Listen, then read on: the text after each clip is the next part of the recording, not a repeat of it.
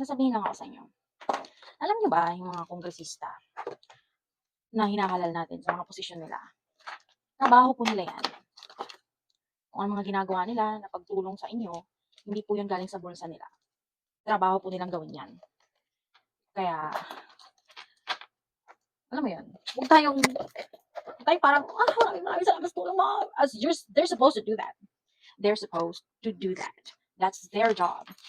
We should feel the tax that we're giving. So, let's not treat them as mga Diyos. Kasi yung mga party list na yan, mga kongresista na yan, dapat talaga, yan ang ginagawa nila. Like, it's bare minimum.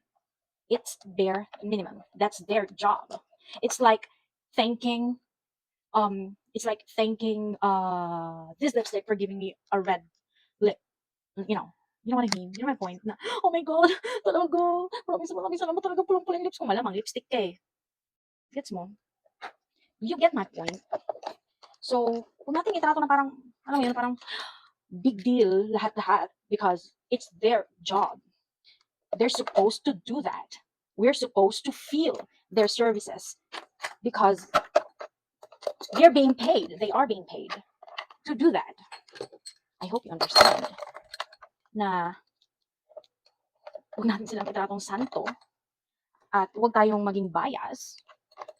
So, kapag nakita at may ebidensya naman na sila ay may ginawang hindi maganda, naging kurakot sila, nagnakaw sila ng pera ng kaban ng bayan, na dapat mas marami kayong nabigyan, lahat kayo nabigyan at hindi ilan-ilan lang, na, like, just don't be biased, okay?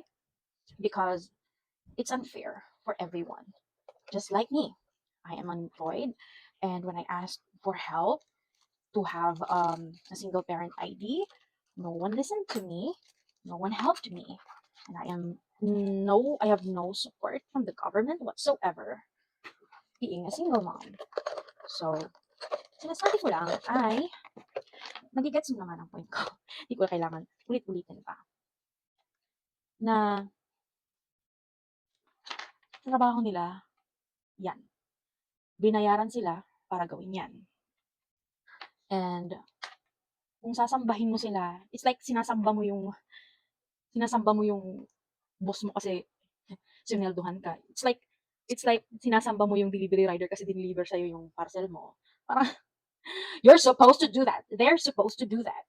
So, it's like you're praising them for the bare minimum. Okay? I get it that not everyone is just like what your idol is. Hindi lahat ay natulungan ka sa panahon na nangangailangan ka ng tulong. I get it. But hello, that's their job and they're supposed to do it. Now, if they owe something, if they have been found out that they have something to do with corruption and everything, let's not be biased. Salamat sa pagtulong, salamat sa pagiging paraan ng pagtulong. Pero, we need a strong justice system that will punish whoever's at fault. Do you understand? Another thing is, all those taxes, all those mga tulong na ginawa o ibinigay para sa mamamayan, I really hope that they don't use their faces because they have imprinted it on everyone's faces that their party lists or their names, their family are the reason why you received those things. Because, honey, they've imprinted it to you that they are the reason why you're getting these. Well, in fact, it's supposed to be their job to get these medical services, these free education, these help from the government and deliver them to you without their fucking faces and their branding all over the place. I hope you understand that. It's like, ginawang campaign material yung pagtulong sa kapwa eh. Alam mo yan. Ginawa pang campaign material yung pagtulong sa kapwa. Parang tanga lang.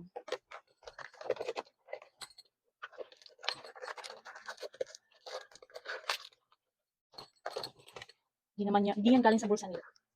Actually, that's from ours. That's from our hard work. It's from value added tax, and the tax that has been added to our Canva, to our Adobe software, to our PayPal, to our banks. Those are all from our taxes. From everything that you buy in the store, everything that you do, everything that you eat, everything that you buy, everywhere is tax. I hope you understand that. Okay?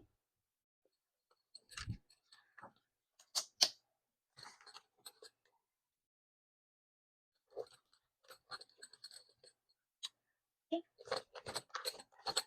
okay na siya. Yan.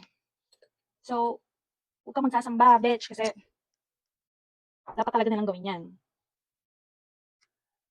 I hope you keep that in mind.